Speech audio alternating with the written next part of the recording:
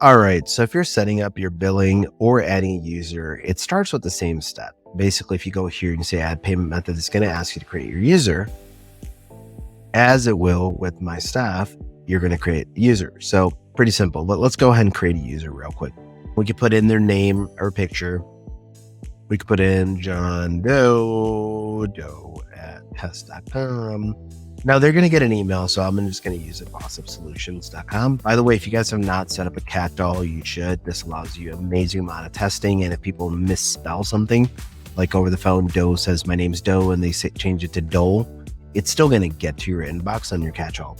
But just a side note, you're going to want to put in their cell phone number here. You're going to want to put in their password, and this could be just a temporary password, but you can put in whatever you need to in there. So let's see here. Password must be Asher's. Okay, there. Boom. So I have my password in there. I don't even remember what it is because I'll do a reset on it later. Email signatures. Let's say I want a signature in here, and I could say sincerely John Doe. Whatever. You can put in your information here. No big deal there. So pretty simple to do.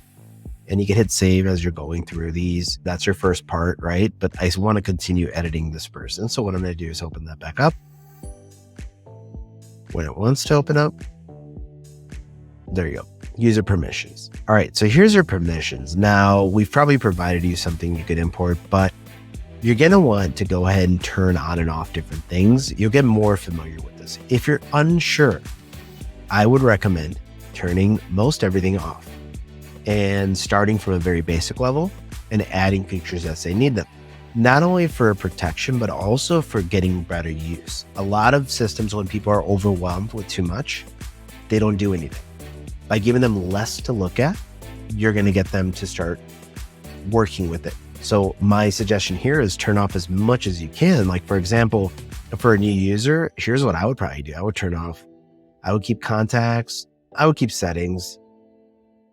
I would get rid of a lot of this stuff. Call reporting, I might keep on, but let's just get rid of it. Workflows, payments. Now you see when I click payments, certain things disappeared because they're subcategories, affiliate manager, content AI, blogging. Really what I want them to be able to do is I want this person just to be able to, I'll keep my reviews on. I want them to really do my conversations and my reviews. They're going to need contacts for that. Maybe I'll keep opportunities. I'll keep funnels. No, I won't keep funnels, bulk requests, and appointments I'll keep on, right? So am I missing anything? I don't think so, but this is the nice part. You can slowly open up more functions. So let's just say I'll leave the dashboard on for the hell of it. And I'm good there. So again, I could hit save. I like hitting save. You don't have to, but it's just one way to protect yourself from losing information. And when I hit this edit, the reason it's taking longer sometimes is just because I think I should hit refresh. What's their role? User, admin. I'm going to keep this guy as a user. If I give him admin, though, I have more access and they can edit things like this. Voicemail settings. I can record a voicemail and it's very simple to upload. I just upload a recording and I put in some sort of timeout in there. We'll get more into that later, but no big deal. User availability. This is very good. So I can connect my Zoom account if I want in case we're going to do meetings. I can connect address. In other words, they come into my office. I can connect phone where we do phone appointments. So think about this as where are we going to meet? So in this case, it's going to be custom and it's going to be the contact address. So by using this address, I'm going to copy that real quick.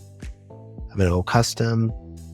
I'm going to do contact full address for most of you guys that are contractors that you're going out to them. That's going to be your way of doing it. I'm going to go down and say I'm going to work from 8 a.m. to 6 p.m. By the way, guys, something I'm going to suggest to you, if you're a contractor, if you work with people that are at home and you want to visit and you're doing residential, you're going to want to think about your hours because if your daylight goes down to 7, I would do 7. You need to meet people when they're home. Trying to force them when it's one thing if they have a hole in the roof, of course, they're going to take time to meet you at 3 p.m. and come home early from work and have someone else pick up their kids. But when you are creating a need, with a lot of the marketing, the canvassing, the telemarketing, things like that, you're going to be better off working around their hours. So I would say do something like this. And when you do apply all, I puts it everywhere. It's easier that way. And then you could go in and just say, let's just say Tuesday morning, we always have a meeting. So I'm going to change Tuesday to 10 a.m. And we work Saturday, but on Saturday, I like to sleep in a little and I don't want to be out super late. So I go ahead and do that. So just that, but do understand if people don't have an immediate need, they're not going to necessarily be inclined to meet your appointment. I did hundreds of thousands of appointments with Qualified Storm Leads, my lead generation company. And I could tell you all the prima donnas that are like, I like to be home before this time. I want to miss traffic. Let's put this in perspective.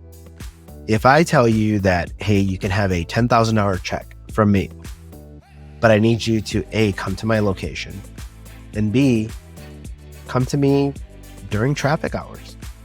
But this is your only option. Would you refuse?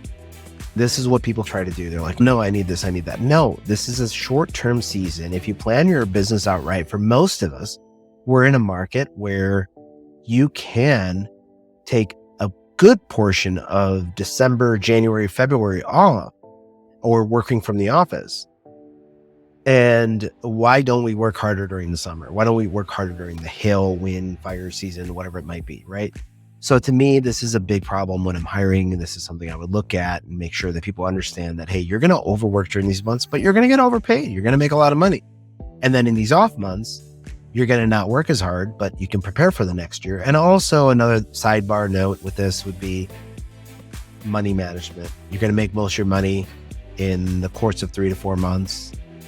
It's very important to teach your staff. If not, the new trucks, the new flyers, the new clothes, the new girlfriend, the divorce, all starts happening in these months. And then come January, everything goes in reverse. I've seen it again and again.